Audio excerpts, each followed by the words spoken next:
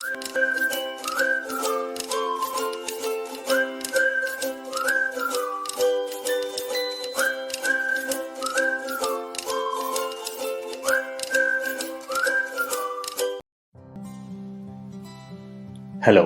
मैं अरु हूं। वो सीधा मुझसे मुखातिब होती है। अरु ने अपना हाथ आगे बढ़ाया मिलाने के लिए, पर मैंने नमस्ते कहा। मैंने देखा उसका मास्क भी गले में उतर आया था। सुंदर सांवला चेहरा और उस पर खूबसूरत मुस्कुराहट। मैं अरु को देखते ही डर गया, मानो मेरा अतीत अचानक मेरे सामने खड़ा हो गया था। मैंने अपनी आंखें झुका ली। मेरे नमस्ते के बाद वो पवन से गले लगती है और अब हम तीनों साथ चलने लगते हैं। उसके गले लगते ही मेरे दिमाग में वायरस और उससे बचाव के कुछ नुस्खे गूंजने लगे, पर फिर मैं चुप ही रहा। अरे भाई, क्यों मिलना चाहती थी, बताओ अब। पवन ने चुप्पी को तोड़ा। मैं आपकी दोनों किताबें लाई हूं, आपके हस्ताक्षर चाहिए।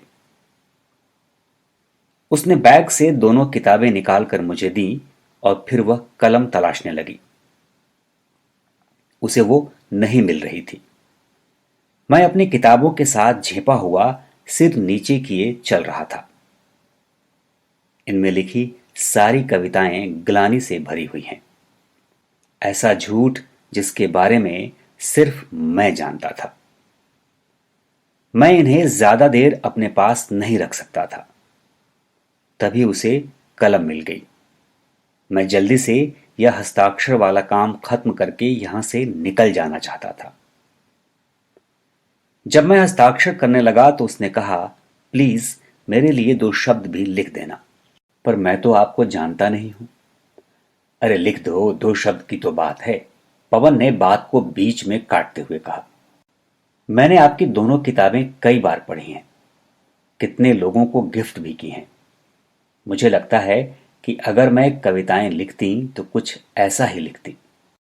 अरु बोले जा रही थी और मुझे कुछ सुनाई नहीं दे रहा था। जो उस वक्त दिमाग में आया वो मैंने लिख दिया। हम चल रहे थे और मैं अजीब से सन्नाटे में था।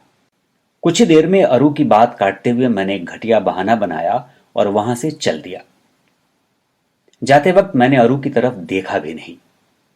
पवन ने पीछे से चिल्लाकर कहा, कल मुलाकात करेंगे। मैं पलटकर मुस्कुरा दिया। मुझे पूरा विश्वास था कि अब मैं वापस वॉक के लिए नहीं आऊंगा। घर पहुंचकर मैंने हाथ धोए, क्योंकि मैंने अपनी ही किताब को हाथ लगाया था, अरु से कलम ली थी। इस वायरस के माहौल में मुझे थोड़ा और सचेत रहना चाहिए।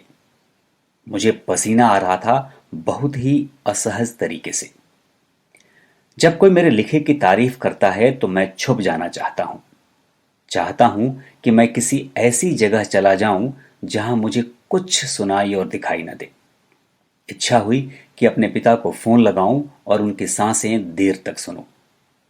मैंने फोन निकाला, मगर फोन नहीं किया। एक ड्रिंक बनाकर बालकनी में चला आया, तभी फोन की घंटी बजी। Unknown number. हेलो जी, मैं अरु बोल रही हूं। अभी आपसे मिली थी पवन के साथ।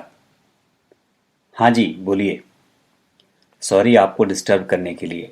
आप लिख रहे होंगे और मैंने सीधे फोन लगा दिया। असल में मुझसे रहा नहीं गया। बोलिए, क्या बात है। मेरी आवाज में थोड़ी चिड़चिड़ाहट आ गई। सॉरी, आपने हस्ताक्षर के पहले जो लिखा वो बहुत अजीब है। मुझे बहुत अजीब लगा, सो मैंने सोचा आपको फोन कर दूं। मुझे याद भी नहीं था मैंने क्या लिखा था। कहीं कुछ गलत तो नहीं लिख दिया? अच्छा, कुछ गलत लिखा है क्या मैंने? नहीं, गलत नहीं। आपने लिखा है कि कविताएं झूठ हैं। कुछ देर हम दोनों चुप रहे।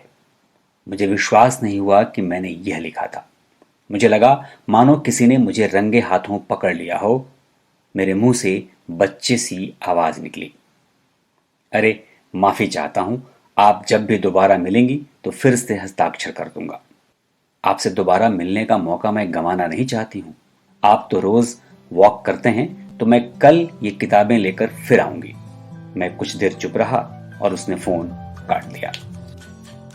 नमस्कार, मैं अनुरंजन झा बुक ट्यूब पर आप सबका एक बार फिर स्वागत करता हूं। आज हम आपके लिए लेकर आए हैं अभिनेता लेखक मानव कौल की एक किताब जिसका नाम है अंतिमा। इसे प्रकाशित किया है हिंदी युग प्रकाशन ने। 224 पेजों की इस किताब की कीमत है 200 रुपये और छूट के साथ ये अमेजन और फ्लिपकार्ट पर उपलब्ध है। आइए सुनते हैं इसी किताब का एक और दिलचस्प हिस्सा। रात को मैं 8:30 बजे ही अपनी कॉलोनी के गेट पर पहुंच गया था। भीतर उसके इंतजार में खुद को कोसता रहा कि मैं फिर वही कर रहा हूं जो हमेशा करता आया हूं।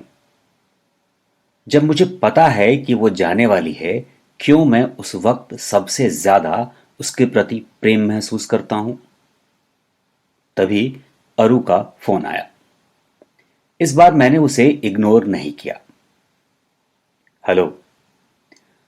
नमस्ते, मुझे लगा आप फिर फोन नहीं उठाएंगे। सॉरी, मैं आपको डिस्टर्ब तो नहीं कर रही ना? मुझे सॉरी बोलना चाहिए आपसे, मैं थोड़ा व्यस्त हो गया था। आप कल शाम क्या कर रही हैं? मैंने यह बोला ही था कि मुझे अंतिमा की कार आती हुई दिखी। कल शाम को पवन घर आ रहे हैं। वो पास्ता बनाएंगे। मुझे बहुत अच्छा लगेगा अगर आप भी आ जाएं। मेरा घर आपके घर से महज 5 मिनट की वॉक पर है। प्लीज, बहुत अच्छा लगेगा। अरु बोले जा रही थी और अंतिमा वहां इशारे से पूछ रही थी कि कार कहां पार्क करूं। मैंने अंतिमा को इशारे से कहा पीछे की तरफ। वह पार्क करने लगी और मैं उसकी तरफ बढ़ रहा था। ठीक है, मैं सोचता हूं। मैं आपको अपने घर का पता मैसेज करती हूं। कल 7 बजे के बाद आप कभी भी आ सकते हैं। ठीक है, थैंक यू, मिलते हैं कल। बात कल की थी तो मैं उतना ज्यादा घबराया नहीं और यूं भी मुझे अंतिमा से मिलने का उत्साह था। मैंने वक्त देखा, अंतिमा 9:20 पर पहुंची थी। वो जीन्स और सफेद टी शर्ट पहने हुई थी। मुझे देखते ही उसने मास्क उतार दिया। मैंने कहा, मास्क लगा कर ही रखो, हम वॉक पर जा रहे हैं।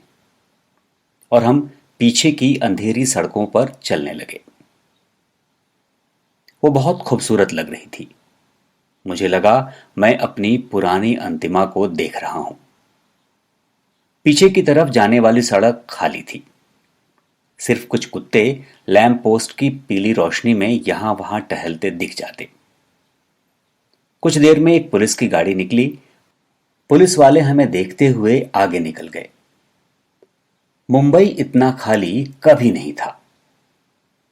इस वीरानी के कारण ये शहर बीमार लग रहा था। कल मैं तुम्हारी कविताएं पढ़ रही थी और मुझे अचानक इतनी हंसी आने लगी। तुम कितना बदल गए हो। तुम मेरी कविता की किताब क्यों अपने साथ लिए घूम रही हो?